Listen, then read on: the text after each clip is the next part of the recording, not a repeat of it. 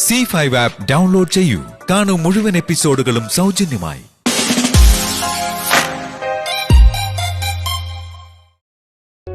അവന്റെ കല്യാണത്തിന് പങ്കെടുത്തില്ലെങ്കിൽ അതൊരു കടമായിട്ട് ബാക്കി നിൽക്കും.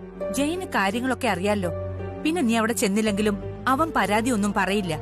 അവൻ പരാതി പറയുന്നുള്ള പേടിയല്ല എനിക്ക്. ആ സമയത്ത് ഞാൻ അവിടെ വേണമെന്ന് എന്റെ മനസ്സെന്നോട് പറഞ്ഞുകൊണ്ടിരിക്കുക. കല്യാണം മുടക്കാനാണോ നിന്റെ പരിപാടി? നിന്നെ അവിടെ കണ്ടു കഴിഞ്ഞാ പിന്നെ പരിസര ബോധം ഇല്ലാതെയായിരിക്കും നിന്റെ അമ്മ സംസാരിക്കുകയും പെരുമാറുകയും ഒക്കെ ചെയ്യാം. അത് കാണുമ്പോ തന്നെ പെൺവീട്ടുകാർ ചിലപ്പോ കല്യാണം വേണ്ടെന്ന് വെക്കും. ഞാൻ മറഞ്ഞു നിന്നേ കല്യാണം കാണൂ.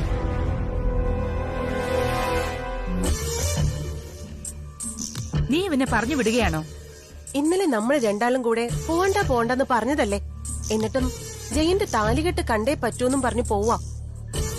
താലികെട്ട് കാണാൻ പോകുന്ന ആള് താലി അഴിച്ചു വെക്കുന്ന സമയത്തും പോവോ? അല്ല, എത്ര നാൾ ആ താലി ആ പാവപ്പെട്ട പെൺകുട്ടിയുടെ കഴുത്തിൽ കാണും? എന്നെക്കാളും ധൈര്യമുള്ള കൂട്ടത്തിലാ ജയൻ. അതുകൊണ്ട് ആ താലിക്ക് നല്ല ഉറപ്പുണ്ടാവും അമ്മേ. അതെന്നും ദീപയുടെ കഴുത്തിൽ തന്നെ കാണുകയും ചെയ്യും. അവളുടെ കഴുത്തുണ്ടായാലല്ലേ ആ താലി അവിടെ കിടക്കൂ. അങ്ങനെയൊന്നും പറയില്ലേ അമ്മേ. കൊല്ലാൻ വേണ്ടിട്ടാ ഹരിയുടെ അമ്മ ഒരു മരുമകളെ വീട്ടിലേക്ക് കൂട്ടിക്കൊണ്ടു വരുന്നത്. അവൻ അവളെയും കൊണ്ട് സെപ്പറേറ്റ് താമസിക്കാൻ പറ്റിയെങ്കിൽ കുഴപ്പമില്ലായിരുന്നു. ഇത് കുടുംബത്തിലിട്ട് കഷ്ടപ്പെടുത്താൻ വേണ്ടിട്ടല്ലേ മരുമകളെ ഇവന്റെ അമ്മ കൈപിടിച്ച് കയറ്റുന്നത്. കുറച്ചു ദിവസം കഴിഞ്ഞ പരോള് കഴിഞ്ഞ ഹരിയേട്ടന്റെ അമ്മ ജയിലിലേക്ക് പോവല്ലോ. സ്വന്തം അമ്മ ജയിലിൽ പോയിട്ട് വേണം ഭാര്യയ്ക്കൊപ്പം ആൺമക്കൾക്ക് ജീവിക്കാൻ, അല്ലേ? നല്ലൊരു കാര്യത്തിന് ഹരിയേട്ടൻ പോകുമ്പോ ഇങ്ങനെയൊന്നും സംസാരിക്കാതെ അമ്മേ. ഇവൻ നല്ല കാര്യത്തിനാ പോകുന്നതെന്ന് നിന്നോട് ആരാ പറഞ്ഞത്? ഇന്ന് ഒരു കാരണവശാലും ഹരി അവിടേക്ക് പോകാൻ പാടില്ലായിരുന്നു.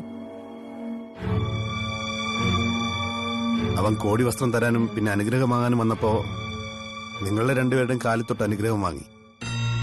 അന്ന് എന്നെ ഒഴിവാക്കിയത് ഞാൻ ഇന്ന് ചെല്ലുമെന്ന് അവൻ അറിയാവുന്നതുകൊണ്ടാ. എന്നാ പിന്നെ ചെല്ല്, ഞാനൊന്നും പറയുന്നില്ല. പിന്നെ ഒരു കാരണവശാലും രാഗിണിയുടെയോ മറ്റു ബന്ധുക്കളുടെയോ മുന്നിൽ നീ ചെന്ന് പെടരുത്. അതൊക്കെ ഞാൻ നോക്കിക്കോളാം. ഏതായാലും ഇവളോട് പറഞ്ഞു തന്നെ ഞാൻ അമ്മയോടും പറയുക. അവന്റെ കല്യാണം ഭംഗിയായിട്ട് നടക്കാൻ അമ്മയൊന്ന് പ്രാർത്ഥിച്ചിക്കണേ. ചേച്ചി ആകെ ഭയത്തിലാ അമ്മ. മോള് ധൈര്യം കൊടുത്തില്ലേ? ഞാനും എന്റെ ജീവിതത്തില് ഇങ്ങനെ ഭയന്ന സമയങ്ങളില്ല. നമ്മളെല്ലാം ഇങ്ങനെ ഭയന്ന് നിന്ന ജയലാലിന്റെ അമ്മ ഉൾപ്പെടെ പലരും സംശയിക്കും. നമ്മൾ അവിടെ ചെല്ലുമ്പോ സന്തോഷം നടിച്ചേ നിൽക്കാവൂ. ഇന്നലെ അമ്മ ഉറങ്ങിയിട്ടില്ല. എന്റെ മോളെ പിരിയുന്ന വേദന ഒരു ഭാഗത്ത്, മറുഭാഗത്ത് ഈ കല്യാണം നടക്കുമോ ഇല്ലയോ എന്നുള്ള ആശങ്ക. പിടിച്ചു നിൽക്കാൻ വലിയ ബുദ്ധിമുട്ടാ മോളെ. എങ്കിലും തളരാതെ നിന്നേ പറ്റൂ. കാർത്തിയുടെ ജഗേട്ടനോടും ലാലേട്ടനോടും ഉള്ള സംസാരമാ മനസ്സിൽ കിടക്കുന്നത്. ഇന്നവന്മാര് എന്തെങ്കിലുമൊക്കെ ചെയ്യാൻ നിശ്ചയിച്ചുറപ്പിച്ചിട്ടുണ്ടെങ്കിൽ അതിനൊക്കെ ദൈവം തടയിടട്ടെ. അനിഷ്ടങ്ങളൊന്നും നടക്കാതെ പോട്ടെ. എല്ലാവരും പോവാൻ റെഡിയായോ? റെഡിയായി. ഞാൻ എല്ലാരും ഒന്ന് കാണട്ടെ.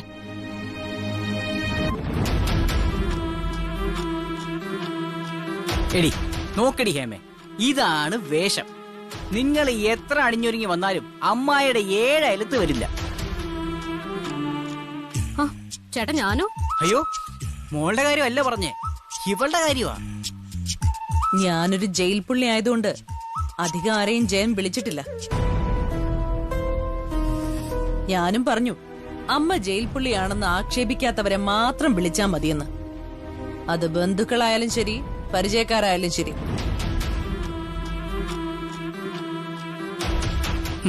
നമ്മള് കല്യാണത്തിന് വിളിച്ചിട്ട് നമ്മളെ ആക്ഷേപിക്കുന്നവരെ എന്തിനാ കൂട്ടിക്കൊണ്ടുപോകുന്നത്?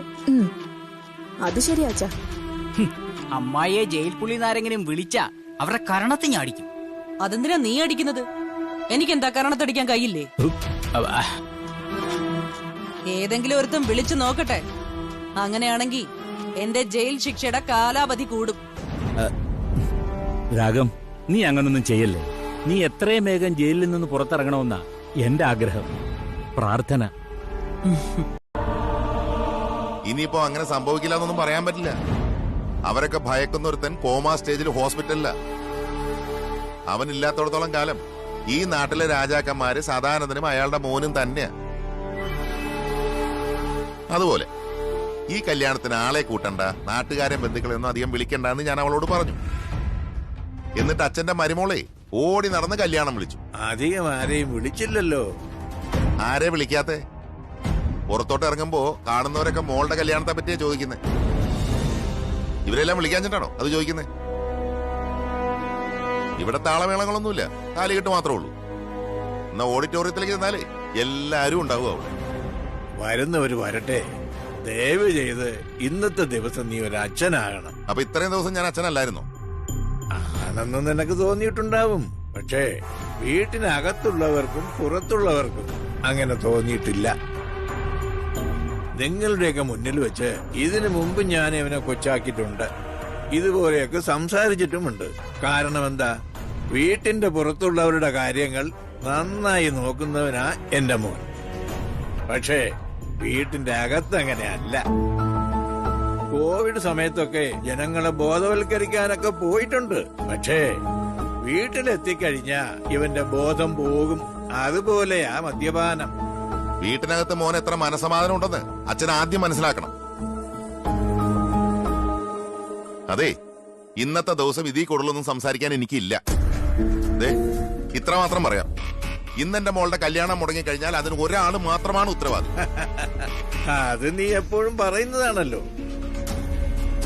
ഈ വിവാഹം മുടങ്ങുമെന്ന് ഏതു നേരവും പറയാതെ വിജയ. എങ്ങനെ പറയാതിരിക്കും? താലി കെട്ടിയ ചെറുക്കനൊപ്പം കൊച്ചുമോള് പോകുന്ന എന്റെ അച്ഛനെ ഉറപ്പിച്ച് പറയാൻ പറ്റുമോ? ഞാനും പോയി കാല് പിടിച്ചതാ സദാനന്ദന്റെ അയാളുടെ മോന്റെ. ഇത്രയും കാലത്തെ ബന്ധം ഉണ്ടായിട്ടും ഒരു ദയാദാക്ഷിണ്യം പോലും കാണിക്കില്ല അവര്. അത്രയ്ക്ക് അഹങ്കാരത്തോടെയാ നിങ്ങളുടെ പ്രിയപ്പെട്ട മരുമോളും രണ്ടാമത്തെ കൊച്ചുമോളും അവരെ വെല്ലുവിളിച്ചത്. പിന്നെ ഓഡിറ്റോറിയത്തിൽ ഗംഭീരമായ വെടിക്കെട്ട്. കാഴ്ചക്കാരവിടെയാ കൂടുതല്. അമ്പലത്തിലായതുകൊണ്ട് കുറച്ച് ആൾക്കാരെ പങ്കെടുക്കുന്നുള്ളൂ. ഈ കല്യാണം അലമ്പാവോന്ന് അവന്മാർക്ക് വിവരം കിട്ടിക്കാണും. കിട്ടാതെ പിന്നെ ഹോസ്പിറ്റലിൽ വെച്ച് കണ്ടപ്പോ ഞാൻ കല്യാണ പയ്യനോട് തറപ്പിച്ച് പറഞ്ഞത്. അവന് ആ സമയത്തും പിന്മാറാൻ അവസരം ഉണ്ടായിരുന്നു, എന്നിട്ടും മാറിയില്ല. അറവശാലയിലേക്ക് പോണമെന്ന് ആഗ്രഹിക്കുന്നവനെ അവിടെ കൊണ്ടുപോയല്ലേ പറ്റൂ. നീ പറഞ്ഞ കാര്യങ്ങൾ എപ്പോഴാ ചെയ്യേണ്ട കാർത്തി? അതൊക്കെ പറയാൻ എല്ലാരും ഒന്ന് സന്തോഷിക്കട്ടെ. പെണ്ണും ചെറുക്കനും അവരുടെ ബന്ധുക്കളും ഒക്കെ.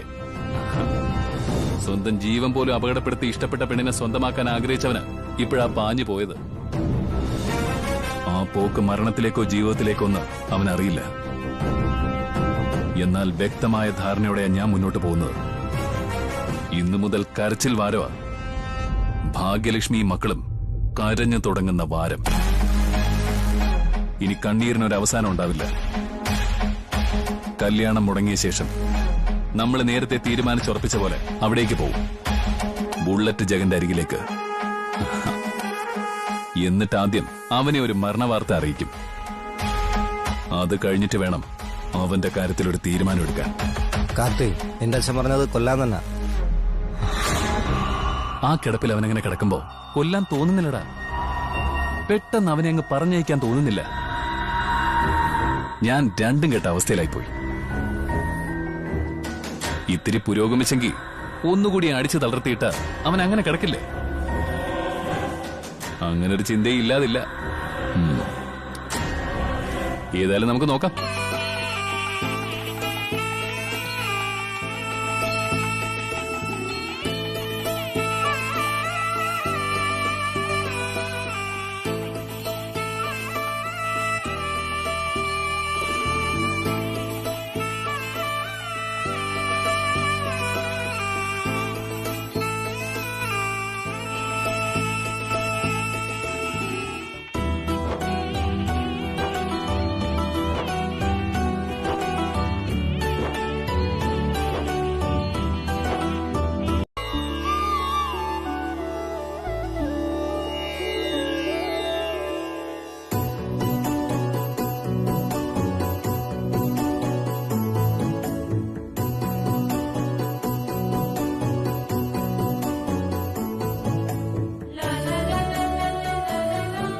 ഹാപ്പി ആയോ?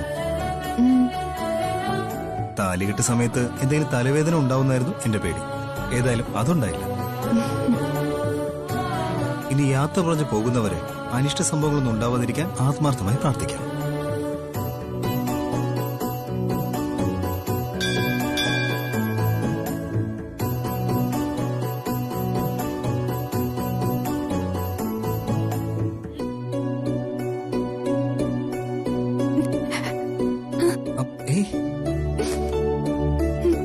എന്തിനാണോ കരയുന്നേ?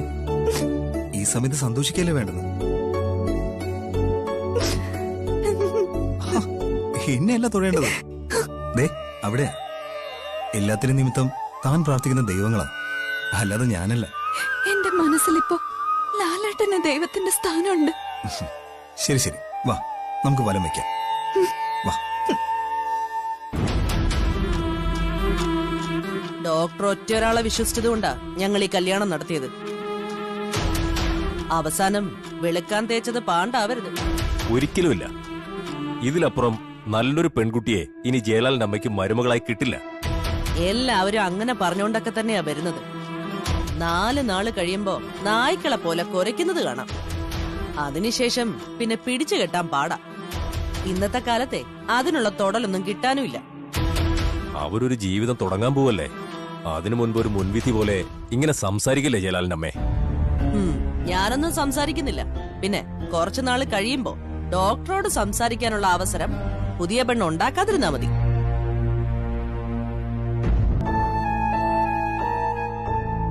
ഇവളെന്തെങ്ങനെ മാറി നിൽക്കുന്ന?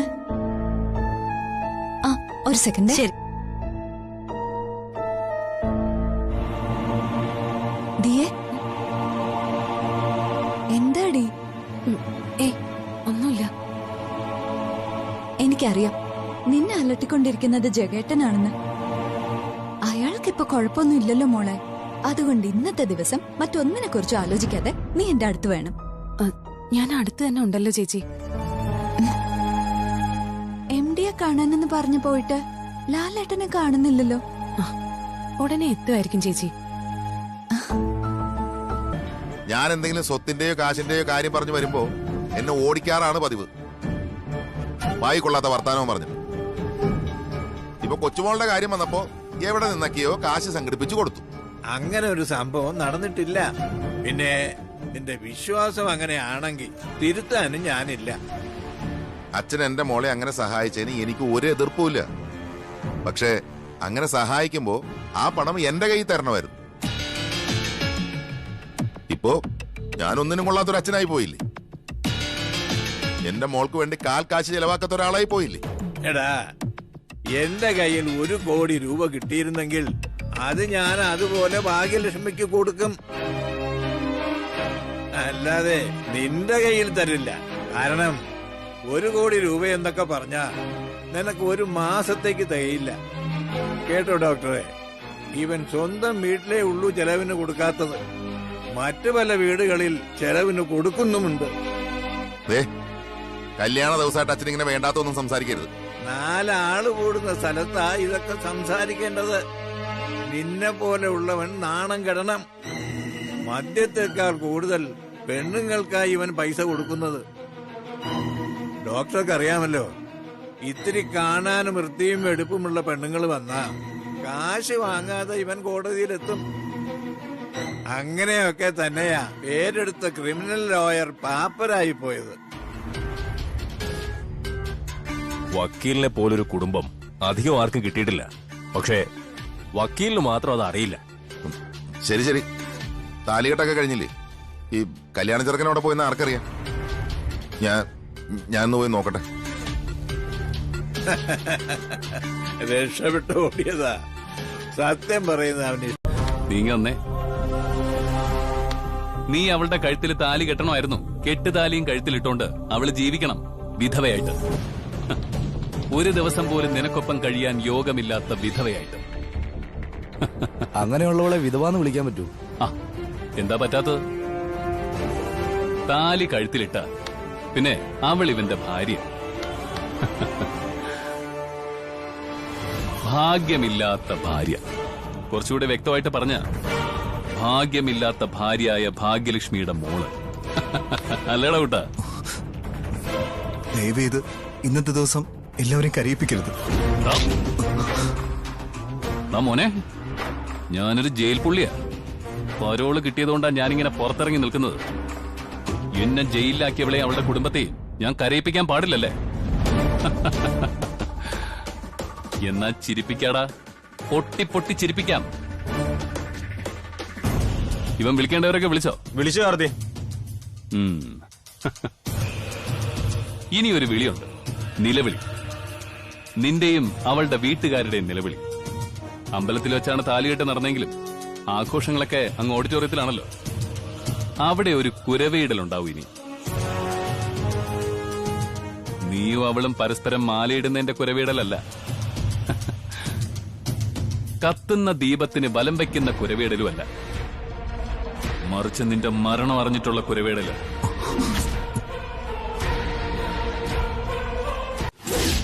അവിടെ ഇന്ന് നിന്റെ പെണ്ണിന്റെ ഉൾപ്പെടെ പലരുടെയും ഹൃദയം പിളരുന്ന ദിവസമാടാ. നിനക്കൊക്കെ സംരക്ഷണം തന്നവൻ വീണു കഴിഞ്ഞു. അവനായിരുന്നു എനിക്ക് മുന്നിലെ ഏക തടസ്സം. നിനക്കറിയോ, ശത്രുക്കളെ ഒതുക്കാൻ ചാണക്യന എന്റെ അച്ഛൻ സദാനന്ദൻ മുതലാളി. അങ്ങേരക്കറിയാം ഒരു സംഭവം എങ്ങനെ ഫിനിഷ് ചെയ്യണമെന്ന്. നീ വെറുതെ മരണം ചോദിച്ചു വാങ്ങിയവന്. നിന്നോട് ഞാൻ പലവട്ടം പറഞ്ഞു വിട്ടുപൊയ്ക്കോളാൻ. എന്നിട്ട് നീ കേട്ടില്ല. അവസാനം എന്നെ കളിയാക്കുകയും ചെയ്തു ഹോസ്പിറ്റലിൽ വന്നപ്പോ. എന്നിട്ട് നീ കല്യാണത്തിന് പിന്മാറില്ല എന്ന് വാക്ക് തന്നിട്ട് നീ അവളെ ചേർത്ത് പിടിച്ചുകൊണ്ട് പാർക്കിലിരിക്കുകയായിരുന്നു. അന്ന് ഞാൻ കുറിച്ചിട്ടതാ ഈ ദിവസം.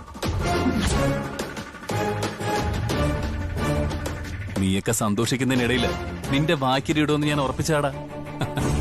കേട്ടവന്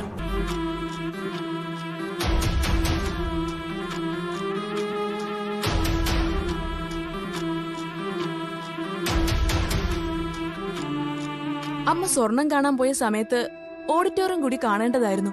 അങ്ങനെയായിരുന്നെങ്കിൽ ഇപ്പൊ ഇതിനെ ചൊല്ലി ഒരു തർക്കത്തിന്റെ ആവശ്യമില്ലായിരുന്നു. നമ്മുടെ സ്റ്റാറ്റസിന് ചേർന്ന ഓഡിറ്റോറിയം ഒന്നും അല്ല.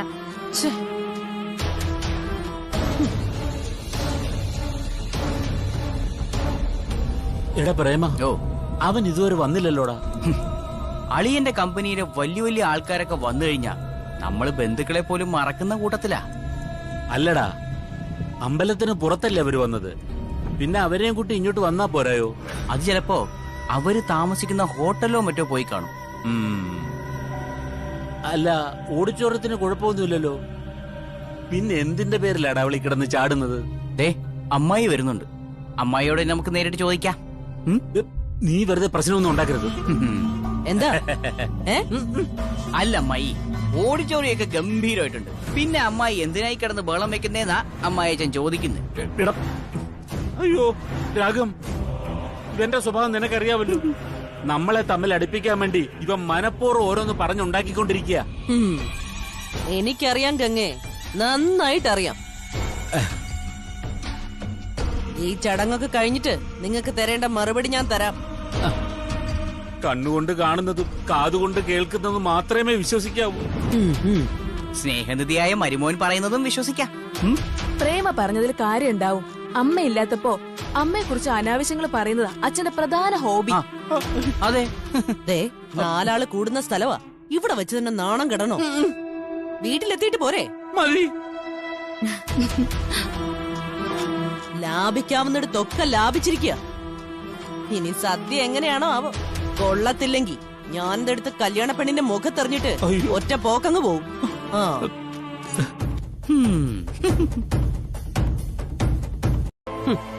അതെപ്പോഴാണെന്ന് പറയാൻ പറ്റില്ല. അതുകൊണ്ട് മോളൂടെ അമ്മയുടെ കൂടെ നിന്ന് ഇക്കാര്യത്തിൽ ഒന്ന് ഉപദേശിക്കുന്നത് നല്ലതാ. പെൺകുട്ടികൾക്ക് തന്റെ ഇടം നല്ലതാ, പക്ഷെ അത് അതിര് വിട്ടു പോകരുത്.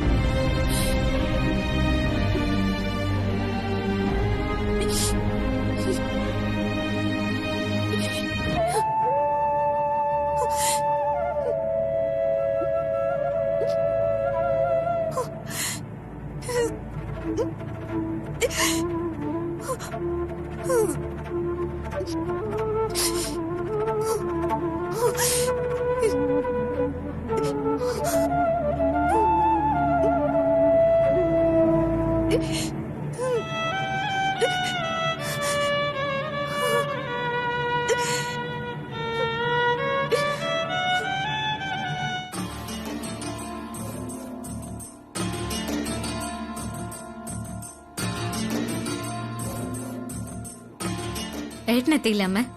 ഇല്ല. എന്താ വിളിച്ചിട്ട് എടുത്തില്ലേ? എടുത്തില്ല. ഈ ഏട്ടനിത് എന്തൊക്കെയാ കാണിക്കുന്നത്? ഒന്നും മനസ്സിലാകുന്നില്ല. അവൻ ദീപമോളെ വിളിച്ചിട്ട് ഓഡിറ്റോറിയത്തിലേക്ക് പൊയ്ക്കോളാൻ പറഞ്ഞു. അവൻ അവസാനമായി സംസാരിച്ചത് ദീപമോളോടാ. അവളെ പിന്നെ വിളിച്ചു കാണുമോ? എന്തോ അറിയില്ല. കല്യാണം കഴിച്ച് വീട്ടിലേക്ക് കൊണ്ടുവരുന്നതിന് മുമ്പേ ഒരുത്തന്റെ സ്വഭാവം മാറിയത് കണ്ടോ? അവനെ അമ്മയെ വിളിക്കുന്നില്ല, അച്ഛൻ വിളിച്ചാലോട്ട് എടുക്കുന്നതുമില്ല. വിളിക്കുന്നത് കുറച്ചു മുമ്പ് താലി കെട്ടിയ പെണ്ണിനെയാ.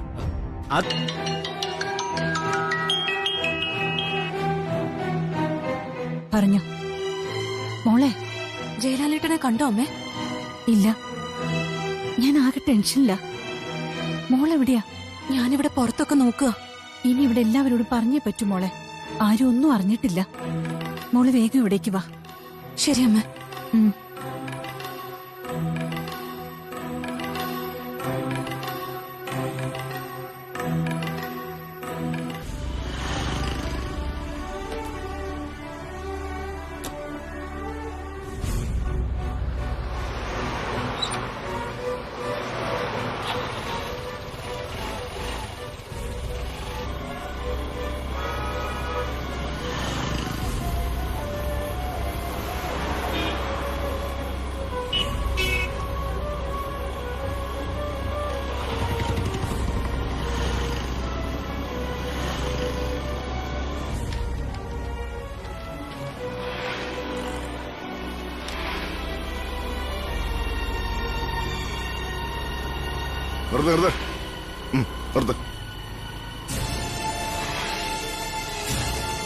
ഹെൽമെറ്റ് ഒന്നും ഇല്ലാതെ എങ്ങോട്ട് പോവുക? സർ, എന്റെ ചേച്ചിയുടെ കല്യാണവാ. കല്യാണ പയ്യനെ ആരോ തട്ടിക്കൊണ്ടുപോയി. ആ, രക്ഷപ്പെടാൻ വേണ്ടി ചെറുപ്പക്കാരെ പിള്ളേര് പല കള്ളവും പറയും. എന്നാലും ആദ്യമായിട്ട് ഇത്തരം കള്ളം കേൾക്കുന്നത്. താൻ കേട്ടില്ലേടോ? ആ, കേട്ടു. 500 രൂപ ഫൈൻ അടച്ചിട്ട് പോവാൻ നോക്കോച്ചെ. അയ്യോ, എന്റെ കയ്യിൽ പൈസ ഇല്ല സർ. ഇങ്ങോട്ട് ഇറങ്ങോച്ചെ. ഞാൻ പറയുന്നത് സത്യമാ സർ. തൊട്ടടുത്തുള്ള ഓഡിറ്റോറിയത്തിൽ കല്യാണം നടക്കുന്നുണ്ട്. ഒന്ന് ഹെൽപ്പ് ചെയ്യാൻ പറ്റുമെങ്കിൽ ഹെൽപ്പ് ചെയ്യണം സർ. വേഷം കെട്ടെടുക്കാതെ ഇങ്ങോട്ട് ഇറങ്ങുവച്ചേ. അങ്ങോട്ട് മാറി നിൽക്ക, എനിക്ക് പോയേ പറ്റൂ. ഇനി കുറച്ചു കാലത്തേക്ക് വണ്ടി നിർത്തിണ്ടാക്കാൻ കഴിയില്ല കേട്ടോ. വേണ്ട, താങ്കൂടെ കേസ് കൊടു. വെറുതെ പൊല്ലാപനം നിൽക്കണ്ട. നമുക്ക് മേളിലുള്ള വല്ല പോലീസുകാരന്റെയോ മന്ത്രിയുടെയോ മോളായിരിക്കും. ആ വാ.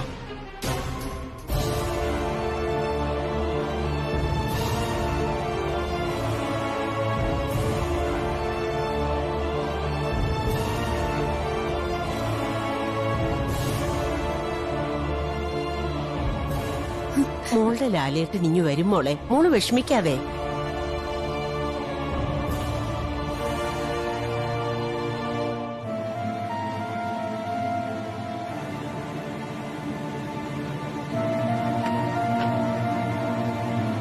ലാലേട്ട് വന്നോ അമ്മ? ഇപ്പൊ വരും മോളെ. അതെ അമ്മായി. പിന്നെ ജീവനോടെ ലാലളിനെ കാണാൻ പറ്റുമെന്ന് പെണ്ണിന്റെ അച്ഛനും അമ്മയ്ക്കും പോലും ഉറപ്പില്ല. അങ്ങനെ കാണാൻ പറ്റാതെ വന്ന കൊല്ലും ഞാൻ എല്ലാത്തിനെയും. ജാതകദോഷമുള്ള പെണ്ണാണെന്ന് ഞാൻ പറഞ്ഞില്ലടോ. അപ്പോഴൊക്കെ ഞാനുമായിട്ട് ചേരുന്ന പെണ്ണ്, ഈ കുടുംബത്തിന് ചേരുന്ന പെണ്ണ് എന്നൊക്കെയല്ലേ താൻ പറഞ്ഞിരുന്നത്? ഇപ്പൊ എന്തായടോ? ചോദിച്ചത് കേട്ടില്ലേ? എന്തായെന്ന്? അവളുടെ കഴുത്തിൽ താലി കെട്ടിയപ്പോ തന്നെ കേൾക്കേണ്ടത് കേട്ടല്ലോ. എന്തൊക്കെയോ കുഴപ്പങ്ങളുള്ള വീട്ടിൽ നിന്നാണ് ഏട്ടൻ പെണ്ണെടുത്തിരിക്കുന്നത്. എവിടെടാ അവളുടെ അമ്മയും അച്ഛനും? ഒരു ഒഴിഞ്ഞ കോളിൽ പുറത്തുപോണ്ട്. നീ വാ.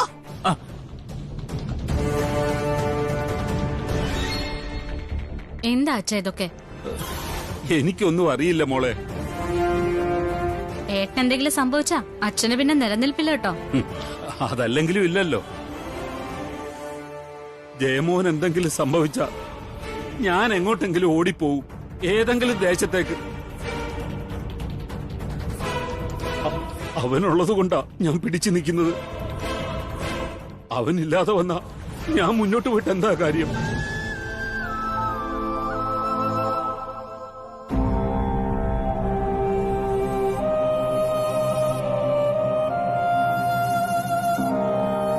എന്റെ മോൻ എന്ത് സംഭവിച്ചോ എന്തോ. എന്റെ ജയൻകുട്ടൻ എവിടെയാണോ? അത് പിന്നെ എന്റെ മരുമോൻ എന്നോട് ചിലതൊക്കെ പറഞ്ഞു. അതിലെന്തെങ്കിലും സത്യമുണ്ടോ? എന്റെ മോനെ ഗുണ്ടകൾ തട്ടിക്കൊണ്ടുപോയതാണോ? ആണോന്ന്? അങ്ങനെ കേൾക്കുന്നുണ്ട്. അതിലെന്തെങ്കിലും സത്യമുണ്ടോന്ന് അറിയില്ല. എടോ, എന്റെ മോന് ശത്രുക്കളില്ല. അപ്പൊ തന്റെയും തന്റെ ഭാര്യയുടെയും ശത്രുക്കൾ തന്നെയാ ഇത് ചെയ്തിരിക്കുന്നത്. കൊണ്ടുത്താണോ എന്റെ മോനെ? വിട്. ഞങ്ങൾക്കറിയില്ല എന്താ സംഭവിച്ചെന്ന്. യഥാർത്ഥത്തിൽ എന്താ സംഭവിച്ചെന്ന് അറിയാതെ ആരും ആരുടെയും ദേഹത്ത് കൈവെക്കണ്ട, കുറ്റപ്പെടുത്തുകയും വേണ്ട. പെൺകുട്ടിയുടെ ഏട്ടൻ ഡോക്ടർ ആവാൻ പോകുന്നറിഞ്ഞ് സന്തോഷിച്ചവളാ ഞാൻ. കുടുംബത്തിലൊരു ഡോക്ടർ ഉള്ളത് എല്ലാവർക്കും നല്ലതാണെന്ന് ചിന്തിച്ചവളാ ഞാൻ. അതിനുശേഷവാ ഈ കല്യാണം നടക്കട്ടെ എന്ന് ഞാനങ്ങ് ഉറപ്പിച്ചത്. ജോൾസിന്റെ പ്രവചനം മറന്നതുപോലും അതുകൊണ്ടുകൂടിയാ. എന്നാൽ ഇപ്പോ എന്റെ മോനെ ഇനി ജീവനോടെ പോലും കാണാൻ പറ്റുമെന്നറിയാത്ത സ്ഥിതിയായി. എടോ വക്കീലേ, താൻ എത്ര പേരെടുത്ത വക്കീലാണെങ്കിലും ശരി, കോടതിക്ക് മുമ്പില് ആടിനെ പട്ടിയാക്കുന്ന പ്രഗത്ഭനായ വക്കീലാണെങ്കിലും ശരി, ഞാൻ എന്റെ ഹൃദയത്തിൽ വെച്ചോണ്ട് നടക്കുന്ന എന്റെ മോൻ എന്തെങ്കിലും സംഭവിച്ചാ തന്റെ വീടടക്കം ഞാൻ കത്തിക്കും.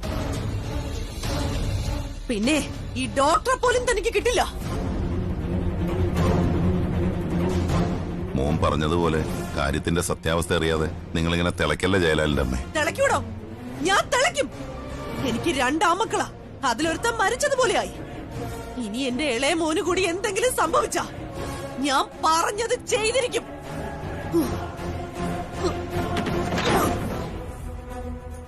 ജയിലിൽ കിടക്കുന്നവളാണോ ഞാൻ? ക്രിമിനൽ പശ്ചാത്തലം ഉള്ളവളാ, ജയിൽ പുള്ളിയാ. പരോള് കഴിഞ്ഞാ ഞാൻ അങ്ങോട്ടാ പോകുന്നത്. പിന്നെ 4-5 കൊന്നിട്ട് പോയാലും ഒരു കുഴപ്പമില്ല. എന്റെ ജീവിതകാലം മുഴുവൻ ഞാൻ അവിടെ കിടന്നോളാം. അതുപോലെ ചിലപ്പോ കല്യാണം മുടങ്ങാനുള്ള സാധ്യത ഉണ്ടെന്നൊക്കെയാ ഞാനും പൂജയൊക്കെ കരുതിയിരുന്നത്. അങ്ങനെ ഒരു സംശയം ഭയമേ ഞങ്ങൾക്കുണ്ടായിരുന്നുള്ളൂ. ഒരിക്കലും അവനെ ഇങ്ങനെ ഇരുചെവയറിയെ തട്ടിക്കൊണ്ടുപോകുന്നൊന്നും ഞാൻ അറിഞ്ഞില്ല. ഞാനാണെങ്കിൽ താലികെട്ട് കഴിഞ്ഞ ശേഷം അമ്പലത്തിന്റെ പുറകുവശത്തുണ്ടായിരുന്നു. അച്ഛാ, ഏത് വഴിയാവും പോയത്? എടാ, പിൻവശത്തൂടെ തന്നെയാ പോയിരിക്കുന്നത്. മുൻവശത്ത് ഞങ്ങളൊക്കെ ഉണ്ടായിരുന്നല്ലോ. ഇനി എവിടെ പോയി തിരയാൻ അവനെ? ആരോട് ചോദിക്കാനാ? മനസ്സമാധാനം പോയല്ലോ ഭഗവാനെ.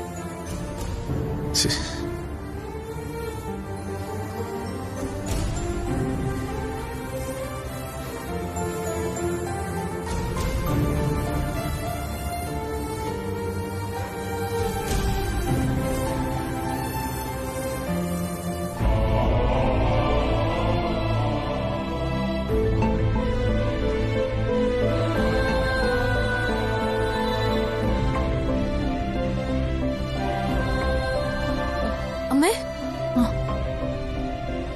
അമ്മേ, ഞാൻ എവിടെയൊക്കെ നോക്കി. അമ്മ ഇവിടെ വന്നിരിക്കുകയാണോ? ഞാൻ പിന്നെ എങ്ങോട്ടും. ഡൗൺലോഡ് ചെയ്യൂ C5 ആപ്പ്. കാണൂ എല്ലാ എപ്പിസോഡുകളും സൗജന്യമായി.